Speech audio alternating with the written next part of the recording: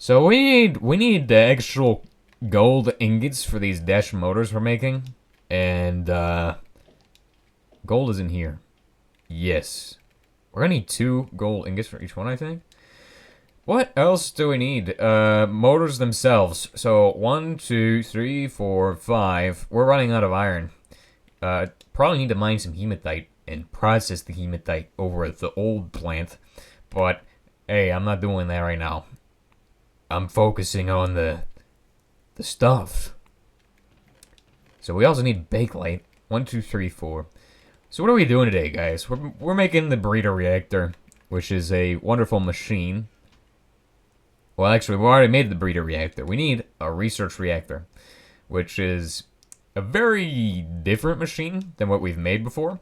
This one actually is going to need us to move it into a larger area. So we're going to probably move it out that way and set up a bit of an area for it. You can see the recipes this thing does. It can take stuff and make it into, other stuff that's useful. So like, reactor grade plutonium to nuclear waste. Lithium, is that radium to actinium? That is actually useful. Because I don't think I have ever found a way to make actinium. Or maybe I have, and it was in the other thing, but uranium-238 to reactor-grade plutonium. I mean, you can do that. Cobalt to cobalt-60, so RTG stuff. Plutonium-238 to plutonium-239 for nuclear weapons. Thorium-232 to thorium fuel. Radium to actinium. Uranium to... Wait, raw uranium to reactor-grade plutonium? That is actually pretty good.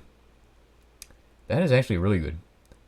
That is something I'm gonna try. That is something I'm gonna do. I'm gonna turn one of these into one of these. For sure. Tritium rod from lithium. There are some important ones in here, I think.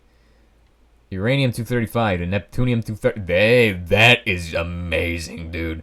Easy Neptunium before you get to Strabidium, which Neptunium is used in the Watts reactor. I was going to say Zernox, but no. No, that is not correct. Not correct at all, dude. Nuclear waste. I mean, if you need nuclear waste, you can make it. Real thing, meteorite sword to 125, and it's bread. So getting started. We're going to cook up some of these. We're going to actually need more iron today because I need to make coils for those. And I did not account for that, but, well, that's a problem. There is a potential for us to have iron ingots in this guy. So let's go ahead and check. No iron ingots. Okay, well, let's go ahead and cook up some iron ingots then. Because I think I can do that. Can't I? Let's just go ahead and shove that in there. Cook up some hematite here. Perfect. Let's get more hematite in there and just cook it all. So that will make us some iron ingots. We'll just give that some time. The other iron ingots are all the way out there, and I don't want to go get them. So let's make our motors first. You gotta make regular motors, and then you gotta make dash motors. So regular motor. You gotta make steel plates, or iron plates, or... Yeah, I think steel plates work, but not on the anvil. Motor. So we gotta make this motor, and then we gotta make this. So we need a golden ring coil from here. We need 2 golden ring coils, so I need another ingot iron, because you need 2 coils to make these. Okay, now we have our gold wire, we have our iron ingots. We're gonna make the ring coils, so we gotta make the coils first. Seems like a lot of crafting, but really easy. Coil. That is coal. Coil. Boom. Motor. Boom. Dash motor. Perfect. And then that goes into here. We're going to take that out, because we don't need that again. You used to be able to make euthemium in these. Now, that is no longer the case. Not with the research reactor, but with the other one over here. The breeder reactor. Right? Okay. Yeah, lots of stuff you can make in these, but a lot of it's just useless. Now, actinium is actually pretty useful, I think. Well, maybe not. Wait, actually? Power level 20. Power level 20 seems pretty high. But I think there is higher levels. Let's see what these ingots are for. The ingots are for Probably high-grade stuff, honestly. Shredding, smelting. This here could be used in something. No, not really. Just seems like it's the same stuff. Basically the same stuff. It's just that's not that useful. The only good thing it makes is the meteorite sword into the better version. Which, I mean, it's like, this is probably like a waste of technetium steel making all this stuff, but really, we're getting out of this a better meteorite sword and a machine that allows us to do, well, allows us to do more work, basically. I mean, like, we can already do most of the stuff over on the RBMK, but this machine also gives us the ability to do more of that, plus it also gives us another way to make technetium, and also make stuff. So, I mean, pretty useful. Alright, so we're cooking up the research reactor now. Everything is ready to go. We're gonna make this thing. Then we're gonna get ourselves 2 water buckets, because we're gonna need those today. We're gonna do some stuff. Oh, what the heck is this? Look at this. It's got like pipe slots on it. So, this reactor is fueled by a plate fuel. The reaction needs a neutron source to start. The reaction has to be submerged in water on its sides to cool the neutron flux. Is provided adjacent between the neutron flux is provided to adjacent breeding reactors. So if I place a breeding reactor right here, that will power this technically. So that is how that works, I guess, unless it goes like this. I think that would work as well. I mean, I like that one better. Like, honestly, it looks better, but I think that is how that works, actually, maybe. Like, I mean, it's kind of round on the top. I think he's got the control rod assembly on the top. I don't think that's how that works, so. Alright, so I think we're going to place it in a new room over here, and I think it's going to go in just like this corner here. This is going to become the more advanced area of our facility. It's going to have all of the super advanced space age machinery that we're going to have, like this thing. This thing is like space age machinery. So we're going to build a bit of a pit for this thing, and it's going to be a 5x5 pit. I'm not going to take any chances. I think you can make it a 3x3. I don't really care. I'm going to make it a 5x5, even though it's probably not necessary. I just want to make sure it's extra safe, because I've never used this machine before. So, alright, let's get started. So, we got everything we need. We're going to make a 5x5 hole in the ground, right about, I think here's where it needs to be. No, that is way off. Yeah, it's way off. Dang it. Meant for that to be, like, right on with the wall. In line with the wall. That is way not in line with the wall. So I gotta place that. Where's my concrete at? Oh, it's up here. Gotta place that back in there. We just did not do that right. That was meant to be in line with the rest of the wall, but nope. Not today. So we're gonna have to redo this. Right, and I meant to go grab 2 buckets of water from over here. Also, we need to grab these. Right, because we got extra of them. They're, like, almost done now. Okay, let's go ahead and throw that out, because we don't really need that. Look at that. It's already, that one's already cooled. Grab more water. This way we'll replenish some of our, you know, technetium steel for next episode, because we're going to be starting on some of that oil stuff. We're going to set up another oil setup. Probably just leave the current oil setup to be a, what's it called? Just the regular oil. Like the coking oven setup to be regular oil, but then have a secondary oil setup, which will just be the derrick or a fracking tower at some point in the future, which will supply both of them probably. Wait a second. I threw one of my water buckets on the ground, which is like ridiculous. Like what? Because I don't have any inventory space. Whose fault is that? Yours, probably. It's like you pick up a bunch of garbage every time you just walk 5 steps. Let's see if the bucket's still in this water here. I think it should be. If it is. Where do we go to get our water from? How far do we go downriver? I don't know. Dude, if I just lost a bucket, that is going to be pretty annoying.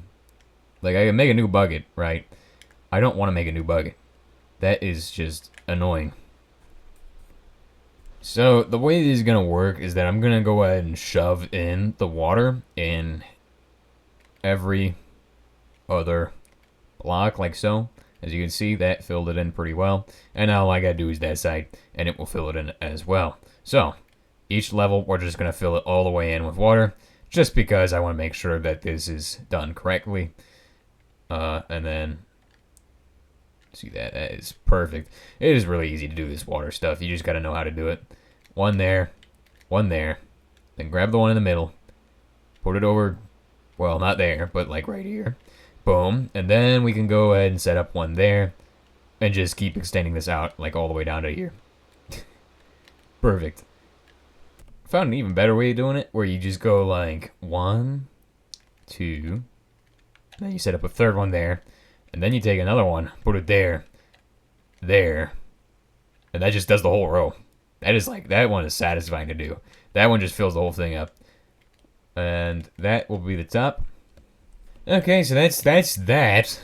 Gotta put in the actual reactor now, and this is really deep under the water, but I mean, hey, this is actually how you'd expect it to be. It'd be way deeper than this probably.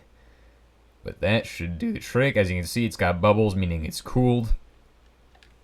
Eventually, I gotta build out that room, but I just haven't gotten to it. I've been too busy with other stuff, mainly the sorting system. Which, it does everything I think I want it to do. I don't think there's anything else I can make it do that would be nice. So, it makes the clay for the concrete. It will sort out the limestone for the concrete. Well, not really, actually. It just needs that to be handed into it. But, it knows what to do with limestone powder, so that's good. So, it's basically fine. So, I believe we're supposed to place it adjacent to that, like so. And from here, we can just install this. As you can see now, it is floating in there. So that is the reactor, as it should be. Then let's go ahead and get out of here and skedaddle over to the other place so we can make the actual fuel for it. So this needs, like, you know, fuel sheets. Mixed oxide plate, I can make this. Probably. I can't make sherbidium right now. But what does this give us? Like, what does that give you when you process that through the thing? So there's these depleted plates of the fuel. So we have depleted high sherbidium or whatever, cooling drum, selenium, and tantalum. Which, I mean, that is actually really good, dude. Which, I mean, we should get sherbidium so we can make tantalum right now. That would probably be a great idea. This one gives you lead and other stuff, which we're going to need to make an RA226BE one. So let's go ahead and grab our materials then. We need a RA226BE. Why don't we just make a bunch of those? And then, because I need polonium, and that gets me polonium. So let's go ahead and try that out. And let's see if we got any actual radium in here. I don't think, we have like 10. That is not a lot. It'll work though. We're going to go ahead and throw these guys in a blast furnace and then get them cooking up into technetium steel for next episode. I don't know if we're going to actually do anything with the technetium steel yet. Or what? Well, I know what we're going to do with it, but I just don't know if we're going to put it together yet next episode. Because we might make the transmutation. No, we can't do that yet. We can't do that yet. We don't have like uranium ore because I need uranium ore for that. Need a bunch of uranium ore. I think we should get the uranium ore from the nether, since I haven't been there that much and done much mining there. Oh crap, it's gonna have to be RA226BE ingots, isn't it? And then I can turn it into that. High enriched plutonium-239. What does that give you? Plutonium-239 is technetium, cesium. This is also where you can get rid of the plutonium-239 if you're not making nuclear weapons. So that is something else to keep in mind. High enriched plutonium-239. Yep. Is that self-igniting? Would it be self-igniting? I don't think it would be. Oh, you can make it from billets. That is... And it only needs one billet, so, that's nice. Okay, so we have beryllium billets. We also have more radium over here and stuff. So we'll check over here and see if we got any. Let's throw our dirt into the river. Goodbye, dirt. I don't need you anymore. I got loads of dirt, so... Radium, 1 piece. No more pieces of radium. That is all we have. So, wow, we really need to make more radium. Which, I mean, that needs us to process ores and stuff. I think it's just that, and that makes 2 sheets, which, I mean, that should be enough to sustain a reaction. So, I mean, let's make 2 radium sheets. Ra226Be sheets. Look at that. 2 sheets of fuel. Plate fuel. This goes over to the reactor, and it's quite a bit of a walk now. I don't know why I built it in this wing. Also, I don't know what this wing's gonna even look like when it's done, because it's gonna be a completely different design than the other wing. That wing is like, the rooms are like kind of diagonal. This wing, hopefully they won't be diagonal. So this goes into here, and also into here. So we're gonna put those in the middle. We don't have the control rods up, so it's not gonna do anything yet, I don't think. We now can decide what we're gonna do next. What fuel are we putting in the breeder reactor? Alright, so I think what we're gonna do is we're gonna go with 235. So this is worth 200 operations in the thingy, and we're gonna need to make empty quad rods again. I mean, it's just part of life at this point, making quad rods. I mean, RBMK quad rods. So many quad rods. But today we're gonna make quad rods. Let's go ahead and begin making some quad rods. 12. So we're gonna start with those, and also some of these. 2, 3, 4. What else do we need besides this? Well, I think that's basically it. I'm pretty sure this is basically all I'm gonna need. So, 235. Yeah, that's gonna be the issue. Because, you see, I don't think we have plutonium-235. I think it actually requires a bit of extra stuff that I haven't done yet. Because I just haven't done it. So, we're gonna figure that out as well. I will take a look at it and... Whoa. Is that a lot of... Okay, it's like 37, so that is kind of a lot. Oh, wait, there is one thing I do want to do. Before I do anything else. Also... 235. Now, how do you get to 235? There is many processes. You can do depleted uranium-233 gets you to 235. 235 can be made from, well, 233. So, but also gas centrifuges, you can use 4 of them, and then this fancy schmancy upgrade, which I can't make right now, probably, but it needs 4 gas centrifuges. So we need to actually do thorium fuels, which we can do thorium fuels, no problem. So, but didn't we just make this thing for the meteorite sword to make it better? So let's go ahead and take this step and make this into, let's see here. So the heat is 20 Celsius. We can raise the control rods when we're ready. I'm going to put my meteorite sword into this thing, right? So let's go ahead and raise those control rods, turn it on.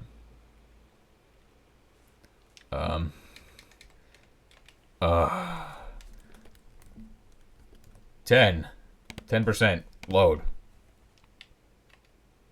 Okay, as you can see, it's gonna do, how much is this doing? 10%? What? Load it up to like 20. That's not 100. I said 200. 29. Do it.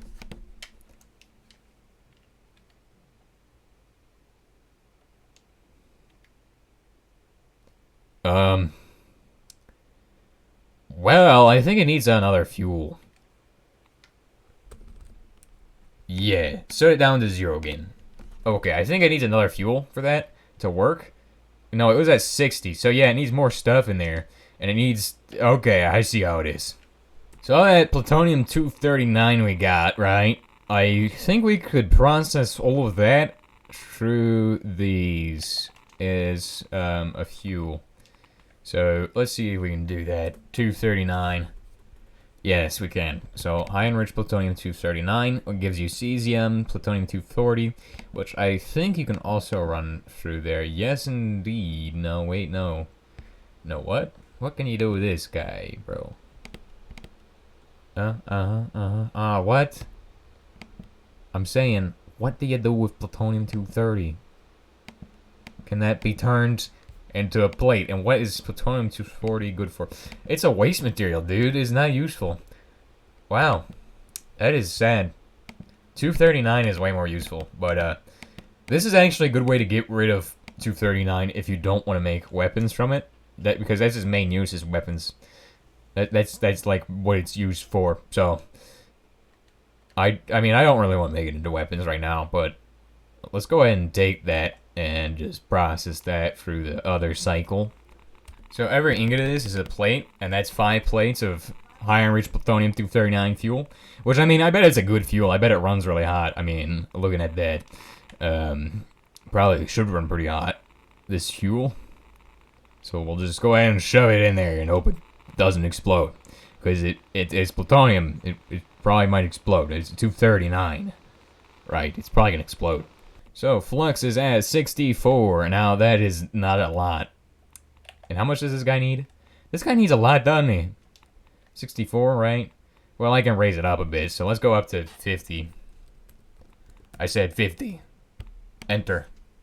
96. Okay, 74C. What is... Oh, crap. Crap. Drowning. What is the temperature it needs to be at? I don't know. So that's at max. It's 100 Celsius. And is it emitting a blue glow? Yeah, it is, dude. That is beautiful. But it's not enough, because I think it needs to be even higher than that. So we're going to have to set it back down. It has to be higher than that, dude. Oh my gosh. We need 1,000? 1,000? That is not happening. That is not happening right now. 1,000 is ridiculous to get that thing up there.